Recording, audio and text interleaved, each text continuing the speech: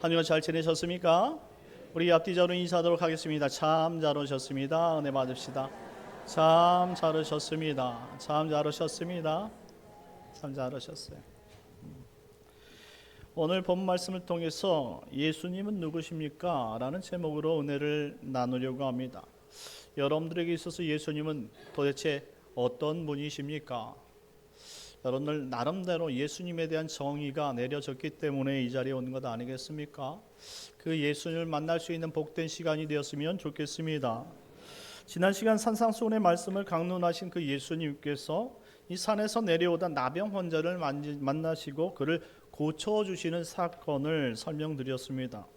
이는 비록 그가 율법으로 저주를 받고 세상으로부터 격리받은 죄인이었지만 병자라 할지라도 또 그가 죄인이라 할지라도 그가 예수님을 믿는 믿음을 가지고 있기 때문에 예수님은 주저하지 않고 그를 치료해 주셨다라는 사실을 볼 수가 있었어요. 그가 예수님께 말하기를 주께서 원하시면 저를 깨끗하게 하실 수 있습니다 라고 고백합니다.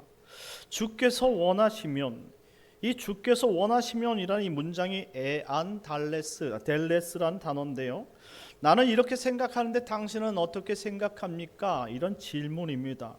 이는 이미 예수님께서 자신을 치료해 주실 자신의 구원자로 믿고 왔는데 어떻게 하실 겁니까? 라는 질문이 된 것이죠. 얼마나 대단한 믿음입니까? 이와 같은 믿음을 가진 사람을 예수님은 나병 환자라 주저하지 않으셨다 말씀합니다. 그리고 그에게 손을 대시고 하나님의 거룩하고 완전한 의를 그 죄 많은 사람에게 전가하심으로 말미암아 이 세상으로부터 격리되고 죄인 되었던 그 한 사람을 이제 자유케 하셨다는 사실을 보여주신 것입니다. 이것은 한 사람만 거룩하게 만드신 사건이 아니라 지금도 나병 환자처럼 오늘 나올 중풍 환자처럼 씻을 수 없고 고칠 수 없는 죄 많은 사람들이지만 예수님을 만나면 그 안에서 이와 같이 거룩함의 역사가 일어난다는 사실을 우리에게 보여주는 사건인 줄 믿으시기 바랍니다. 그러니 오늘 예수님을 만나는 것이 그렇게 중요한 것입니다. 오늘 예수님께서는 한 집에 들어가셨다라고 설명합니다. 1절 말씀입니다. 다 같이 읽겠습니다. 시작. 수일 후에 예수께서 다시 가버나움에 들어가시니 집에 계시다는 소문이 들린지라. 수일 후라고 언급하고 있습니다. 마가복음에선 이 언급되지 않았지만 예수님께서 직전에 마태복음의 산상수훈장을 가르치고 있었어요. 그리고 나병 환자를 고치신 사건들이 있었습니다. 그리고 나서 시간이 어느 정도 흘렀다라는 사실을 보여주고 있는 문장이죠. 여기에는 이유가 있습니다. 그 이유는 좀 이따 설명을 드릴 텐데요. 그때 예수님은 가버나움의 한 집에 들어가 쉬셨다라고 말하고 있습니다. 학자들은 이 집을 베드로의 집일 것으로 추측합니다. 마가복음 1장 30절 말씀에 보게 되어지면 이미 예수님께서 이 시몬 베드로와 안드레의 집에 들어가서 열병에 걸린 베드로의 장모를 고쳐주시는 그 사역이 있었어요. 그때 고침받은 베드로의 장모가 친히 예수님께 수종을 들었더라라고 말하고 있습니다. 이후 예수님께서는 공생애 동안 이 갈릴리역 사역을 이 가버나움에서 행할 때마다 베드로의 집을 이용해서 쉬셨을 것으로 학자들은 보고 있는 것이죠. 그런데 이런 소문이 예수님 다니시는 곳곳마다 있었다라는 것이죠. 그리고 많은 사람들이 오늘 본문 말씀처럼 예수님을 따라오게 된 것입니다. 2절 말씀 다 같이 읽겠습니다. 시작. 많은 사람이 모여서 문 앞까지도 들어설 자리가 없게 되었는데 예수께서 그들에게 도를 말씀하시더니. 아멘. 말 그대로 문전성시를 이루고 있었다 이 말입니다. 여러분 생각해 보십시오. 말씀도 탁월하시고 병자들을 고치시는데 고치지 못하는 이가 없다고 이런 소문이 들리는데 그 누가 예수님을 찾지 않았겠느냐 이 말입니다. 당시를 생각해 본다면 병원도 없고 의술도 없습니다. 약국도 없어요. 그냥 민간요법으로 치료하는 것이 전부 있던 시대에 이처럼 누구든지 예수님 앞에만 가면 귀신 들린 자도 귀신을 내쫓고 병든 자도 병을 고치고 곧 있으면 나오겠지만 죽은 자까지도 살리시는 이 소문이 있는데 어떻게 예수님을 외면할 수 있겠느냐 이 말이죠. 그래서 3절 말씀에 보면 사람들이 한 중풍병자를 네 사람에 메워가지고 예수님께로 찾아오는 장면이 나타난 것입니다. 사람들은 중풍병자 한 사람을 네 귀퉁이에 한 사람씩 잡고 그를 그 들것에 메고 데리고 온 것입니다. 이는 중풍병이 매우 무서운 질병이고 사람들로서는 고칠 수 없는 중한 병이라는 사실을 말해주고 있습니다. 오늘날 이 중풍병을 뭐라고 부릅니까? 뇌졸중이라고 말하지 않습니까? 뭐 이렇게 이야기하는데요. 이는 뇌신경을 마비시켜 온몸을 마비시키는 정말로 무서운 질병이에요. 21세기 현대의학으로도 매우 고치기 힘든 질병이라고 평가하지요. 이 중풍병에는 골든타임이 있습니다. 30분이라고 말하더라고요. 이 30분을 놓치면 그 온 몸에 마비가 퍼져서 이 반신, 불구가 되어지는, 그리고 또 전체 불구가 되어지는 이처럼 치명적인 병이었다 이 말입니다. 이와 같이 어려운 것을 겪게 되어지면 겪어본 사람만 그것을 알 수 있다 이 말이죠. 4절 말씀 다 같이 읽겠습니다. 4절 시작. 무리들 때문에 예수께 데려갈 수 없으므로 그곳에 집을 들어 구멍을 내고 중풍병자가 누운 상을 달아내리니. 아멘. 지금 중풍병 환자는 데리고 왔지만 문전성시를 이룬 덕에 비집고 들어갈 틈이 없었던 거예요. 그래서 그들은 그 집 담을 타고 지붕으로 올라가는 것을 선택합니다. 원래 간절함이 크면 평상시 행할 수 없는 일들도 과감하게 행할 수 있게 되는 것이죠. 당시 유대인들의 지붕은 지금의 기와나 시멘트로 만든 탄탄한 집이 아니었어요. 우리가 과거 7, 80년대에 있었던 이 초가집을 좀 생각해 보면 될 것 같아요. 이 돌담 위에 석가래와 대들보를 놓고 나뭇가지를 묶어서 그 초가를 묶어서 풀을 묶어서 그 위에다 두르는 형태의 집이었지요. 이스라엘도 다를 것은 없었어요. 따라서 담을 타고 올라가서 나뭇가지만 들쳐내면 바로 집이 들여다 보이는 것이죠. 그런데 중요한 것은 그들이 지붕까지 올라가서 지붕을 뜯는 사건이 아니라 왜 그 지붕을 뜯을 수밖에 없었느냐라는 사실입니다. 왜 그렇게 한 것입니까? 그것은 바로 예수님이 거기에 계시기 때문이라는 것이죠. 우리는 이 사건을 집중해야 되는 것입니다. 5절 말씀 다 같이 읽겠습니다. 시작. 예수께서 그들의 믿음을 보시고 중풍병자에게 이르시되 작은 자야 내 죄 사함을 받았느니라 하시니. 아멘. 여기 기가 막힌 문장이 있습니다. 예수께서 그들의 믿음을 보시고라고 말하고 있습니다. 여러분의 눈에는 도대체 그들의 어떤 믿음이 보이십니까? 아마도 사람들은 그들이 지붕을 뜯어내는 모습을 보면서 그 행동들을 참 예의 없다 이렇게 생각했을 거예요. 무례하다. 어떻게 자기 집도 아닌데 남의 집 지붕에 올라가서 그것도 지붕을 뜯어. 여러분 같으면 가만히 놔두겠습니까? 집주인 같았으면 이거는 예수님이고 일단 없는 거예요. 예? 우리 집 뜯으니까 이거 행복하냐? 우리 집 뜯었으니까 물어내야 하는 거 아니냐? 이렇게 따지지 않겠느냐 이 말입니다. 우리는 그 사람의 잘못된 행동을 보는 것이지 예수님처럼 그 중심을 보는 사람들이 아니란 말입니다. 그래서 예수님이 보았다라는 표현은 사람이 보는 시각과 예수님 보는 시각이 다르다라는 것을 구별하고 있는 단어예요. 한마디로 이 보다라는 단어가 에이도라는 단어인데요. 하나님께서 이미 그들을 아셨다라는 내용의 단어예요. 이 에이도라는 단어는 경험하여 알다라는 뜻입니다. 우리는 그 사람을 처음 봤지만 예수님은 그들을 택하였고 부르셨기 때문에 이미 경험했다 이런 표현을 사용한 것입니다. 예수님은 그들이 어떤 마음인지를 이미 아셨다라는 설명입니다. 보통 우리가 하나님께 어떻게 해서라도 예배의 자리, 기도의 자리를 지키려고 한다면 그 나오는 행위를 어떤 사람들은 이렇게 말할 수 있어요. 저 사람은 저렇게 할 일이 많나? 주일 나오면 주일 예배만 나오면 되지 무슨 수요일까지 나오고 금요기도회까지 나오고 아니 거기다가 새벽까지 좀 한심스럽다. 저렇게 시간이 많이 났나? 이렇게 생각하는 사람들이 있을 수 있지만 시간이 있어도 나오지 않는 사람이 태반인 거예요. 시간이 있다고 해서 교회 나오는 거 절대 아닙니다. 그렇죠? 여러분들 수요일에 충분히 나올 시간이 있습니까? 없습니까? 있지요. 다 압니다. 그런데 나오지 않아요.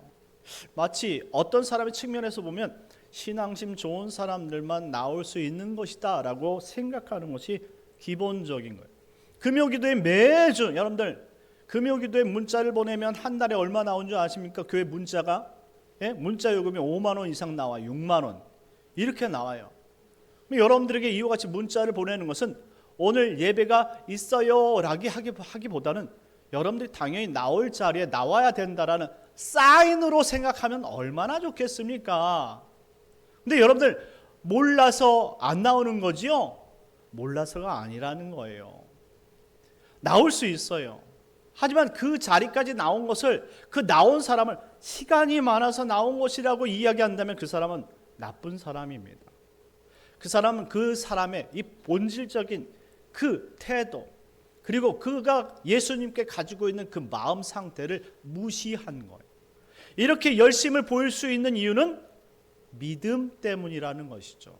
믿음이 없으면요 나오고 싶어도 못 나오는 것이죠. 생각해 보십시오. 우리는 주일 예배만 드리는 것이 아니라 공예배라 해서 수요일 정해두었고요. 그리고 금요기도에 정해두었어요. 그리고 새벽 예배까지 정해두었어요. 새벽 예배는 여러분들이 정말 힘들 수 있지요. 하지만 수요 예배와 금요기도를 공예배로 정했다라는 것은 공식적으로 약속했다 이 말입니다. 그래서 세례교회는 이 약속된 예배를 지켜야 한다고 가르칩니다. 그러면 지키는 게 우선이죠. 그런데 많은 사람들이 자신의 약속 시간을 우선시하는 경우가 있어요. 왜 그렇습니까? 이미 하나님과의 약속은 잊어버린 지 오래가 됐다 이 말입니다. 하나님과의 약속이 먼저임에도 불구하고 자신의 약속이 잡혔으면 하나님 앞에 죄송스럽게 여겨야죠. 그러니 이 시간을 다 나올 수 있는 것은 아니란 말입니다. 그럼에도 불구하고 나왔다. 그러면 그 사람이 믿음이 발동되었다 이 말입니다. 믿음이 없으면 이 예배의 자리, 은혜의 자리, 기도의 자리를 참석할 수 없다는 사실을 지금 예수님께서 애들로 표현해 주고 있다 이 말이죠. 또 더 나아가 이 중풍병 걸린 환자를 들고 온 사람들의 믿음만 보신 것은 아닌 겁니다. 예수님께서 그들의 믿음을 보시고 중풍병자에게 이르시되 작은 자여 내 죄 사함을 받았느니라 라고 말씀합니다. 내린 건 여러분들 그 친구들이고 그리고 중풍병 걸린 사람들은 들것에 그저 누워있을 뿐인데 그들의 행위를 보시고 마치 그 들것에 내려오는 이 중풍병 환자를 믿음 있다라고 표현하고 그 죄를 사해줬다라고 생각하시면 안 된다 이 말입니다. 여러분들이 믿음이 좋아요? 자, 여러분들 다 예수 믿고 구원받는 줄 믿으시기 바랍니다. 여러분들 구원받은 믿음이 있는 줄 믿습니다. 그런데 여러분들이 믿음이 좋다고 해서 믿지 않는 남편이 구원받는다라고 생각하면 착각이란 말이에요. 여러분들 전도의 능력이 있겠지만 여러분들이 그가 예수를 믿지 않는 것까지 구원시킬 수는 없다 이 말입니다. 구원은 오직 하나님께 있는 줄 믿으시기 바랍니다. 그러니 오늘 본문을 우리가 해석한다면 어떤 해석이 나오겠습니까? 그들의 믿음도 있고 그리고 이렇게까지 찾아가게 된 것은 이 아무 말도 할 수 없지만 들것에 매달려 내려오는 이 중풍병 환자의 믿음이 더욱 컸다라는 사실을 전제하고 있는 거예요. 너무나 간절한 나머지 너 나 못 움직이는데 좀 데려다 줄 수 없겠느냐 이 말입니다. 내가 거기까지만 가면 나 걸어서 나올 수 있을 것 같은데 좀 도와줄 수 없겠느냐 이 말입니다. 그러면 누가 안 도와주겠습니까? 그 믿음을 가지고 총 5명이 하나의 마음을 가지고 이 자리에 참석했다 이 말입니다. 그러니 친구들의 믿음으로 예수님의 자리까지 온 것은 맞지만 구원받는 것은 그 본인의 믿음으로 구원을 받는 것이다 라는 설명입니다. 그렇다면 오늘 본문에 등장한 이 중풍병 걸린 환자와 4사람 모두가 예수님의 소문을 듣고 자신을 치료해 줄 것이라는 믿음의 확신이 있었다? 없었다? 있었다라는 결론을 얻을 수 있습니다. 마태복음에는 이 9장에 보면 오늘 본문이 똑같이 나오는데요. 오늘 본문을 마태복음 9장에서는 소자야 안심하라 이렇게 표현했는데 오늘 마가복음에는 작은 자야 내 죄사함을 받았느니라 라고 문구를 바꿨어요. 소자든지 작은 자든 모두가 다 연약한 자를 말하고 있지만 오늘 본문에서 강조하고 싶은 것은 내 죄사함을 받았느니라 라는 문장이라는 것이죠. 자, 이 죄사함은 누가 할 수 있는 것입니까? 우리의 죄는 누가 사할 수 있는 겁니까? 사람이 할 수 있습니까? 오직 하나님만 하시는 줄 믿으시기 바랍니다. 그러니 이 사실을 이 중풍병 환자에게 보여주면서 그 자리에서 참석한 모든 사람들에게 알게 하시고자 했던 목적이 있었다라는 것이죠. 이처럼 예수님 옆에 자신의 믿음을 보이는 자들은 예수님께서 그의 형편을 아시고 그의 문제를 해결해 주신 구원자로 등장하신다라는 말씀입니다. 여러분들은 지금 어떤 문제가 있습니까? 어떤 죄들이 남아 있습니까? 물론 우리가 주님을 믿는 믿음으로 구원받는 믿음을 가졌지만, 그리고 구원받을 수 있는 그 죄 사함을 얻었지만, 우리는 날마다 삶 가운데 주님을 부인하는 죄를 살고 있어요. 이거 여전히 부인할 수 없어요. 우리가 그만큼 부족하다 이 말입니다. 그래서 예수님께서 이 제자들의 발을 씻길 때에 내가 너희 발을 씻지 않으면 너와 내가 상관이 없다라고 말씀하셨을 때 베드로가 그럼 내 몸까지 다 씻어주십시오라고 말을 합니다. 이때 예수님께서 한번 씻은 사람은 손과 발만 씻으면 된다라고 표현하죠. 그러니 일상에서 우리가 저지른 죄는 구원받은 자로서 마땅히 하나님 앞에 정결함으로 날마다 얻는 기도의 제사가 필요하다는 사실을 말씀해 주고 있습니다. 성도는 날마다 말씀과 기도로 거룩해져 가야 된다는 사실을 믿으시기 바랍니다. 그러니 오늘 여러분들 이 자리에 오셔서 죄 사함도 받고 정결함을 얻고 거룩에 이르는 복된 성도님들 되시길 예수님의 이름으로 축원합니다. 그런데 이때부터 문제가 시작됩니다. 왜냐하면 유대인들은 오직 하나님께서만이 죄를 사할 수 있다라는 율법적 사고방식, 아니 지극히 당연한 사고방식을 가지고 있기 때문입니다. 6절 7절 말씀 다 같이 읽겠습니다. 6절 7절 시작. 어떤 서기관들이 거기 앉아서 마음에 생각하기를 이 사람이 어찌 이렇게 말하는가 신성 모독이로다. 오직 하나님 한 분 외에는 누가 능히 죄를 사하겠느냐. 아멘. 지금 말씀을 가르치는 곳에 어떤 서기관들이 참석했다는 사실을 보여주고 있습니다. 이들은 어떻게 이 자리까지 참석하게 됐을까요? 그들은 어떻게, 그리고 왜 예수님께서 말씀하신 자리까지 오게 되었을까요? 우리가 처음 읽었을 때 1절 말씀에 이 수일 후에 예수님께서 이 집에 들어가셨다라고 말씀드리면서 그때 왜 시간이 지났는지에 대해서 설명해 드린다고 말씀을 드렸죠. 그것은 직전 나병 환자가 예수님의 소문을 퍼뜨렸기 때문에 결과적으로 예수님의 행동에 제약이 생겼어요. 한마디로 예수님의 소문이 너무나 크다 보니까 사람들이 너무나 많이 예수님을 찾게 되었죠. 그리고 앞서 안식일 날 회당에 들어갔을 때에 어떤 일이 있었습니까? 예수님께서 이사야 선지서를 읽을 때에 그 말씀과 그 내용이 서기관들이 가르치는 것과 다르더라라고 말하고 있습니다. 서기관은요, 특별히 이 역사와 전통이 있는 사람들인데요, 이 서기관이라는 단어가 소페르 또는 그라마테우스라는 단어로서 기록하는 사람들입니다. 구약 성경 때는 이 율법을 기록해서 보관한 사람이었고요, 신약 시대도 율법을 그것을 꺼내어 기록하면서 말씀을 가르치는 사람으로 조금 더 계속적으로 이 전통과 역사가 있었던 사람들이죠. 그래서 예수님 시대까지 가르치는 위치에서 존경을 받고 활동하던 사람들이 바로 서기관들이었어요. 이 서기관은 존경받는 사람들이기 때문에 뭇 백성들이 함께 모여있고 병자들을 치료하고 질병 있는 사람들의 그 무리에는 절대 가지 않았어요. 왜냐하면 율법을 따라서 정결법 원리로 부정한 것이 묻으면, 부정한 사람이 그곳에 있기만 하면 내 하루 종일 부정하다라고 생각했기 때문에 원래 가지 않는다 이 말입니다. 그럼에도 불구하고 예수님이 가르치는 그 자리에 갈 수 있었던 것은 소문이 난 것이죠. 예수님은 서기관보다 가르치는 능력이 탁월하다라는 소문을 들었어요.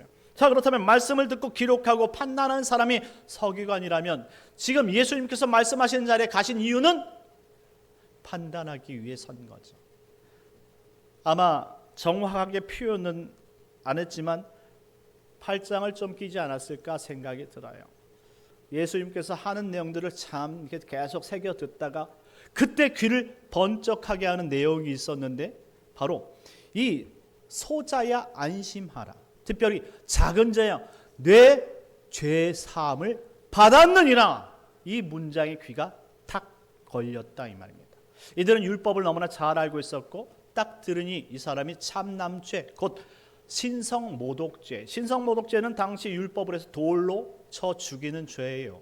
그러니 죽일 만한 죄를 얻게 된 것이죠. 서로 이야기하기 시작했습니다. 이제 이들은 신성모독죄라 분명히 깨닫게 되었고 어떻게 하면 이 예수님을 고발할까 이런 생각을 하지 않았겠습니까? 이제 그들은 예수님을 신성모독죄로 생각을 한 이상 그들의 마음을 절대 율법적으로 바꾸지 않을 것을 예수님이 알아내셨다 이 말입니다. 자, 이제 예수님은 아마 순간적으로 하나님의 판단력으로 결정하실 겁니다. 어떤 결정입니까? 이제 더 이상 그들과 화평을 이룰 수 없다는 사실을 알았기 때문에. 왜냐하면 이와 같은 율법적인 위반된 사항을 분명히 서기관은 서기관들에게, 바리새인들에게, 사두개인들에게, 그리고 이스라엘의 종교적 지도자들에게 이야기해서 이와 같은 사건이 있습니다라고 분명히 이야기할 것이기 때문입니다. 그러니 이와 같은 일은 점점 더 커져갈 것이고, 그리고 예수님에 대한 반대 세력이 점점 커질 것에 대한 예상이 예수님 판단에 들어왔겠죠. 그러면 지금 이 자리에 있던 사람들은 어떻게 돼야 됩니까? 내가 그것을 수긍하고, 예수님께서 그것을 수긍하고 내가 죄인이라고 고백할 것이냐, 아니면 자신이 하나님이란 사실을 밝히고 그들을 하나님의 백성으로 만들 것인가, 두 가지 중에 하나를 선택해야지만 된다는 거예요. 예수님은 어떤 것을 선택하실까요? 중요한 것은 예수님은 하나님이신 줄 믿으시기 바랍니다. 우리 8절 9절 말씀입니다. 시작. 그들이 속으로 이렇게 생각하는 줄을 예수께서 곧 중심에 하시고 이르시되 어찌하여 이것을 마음에 생각하느냐.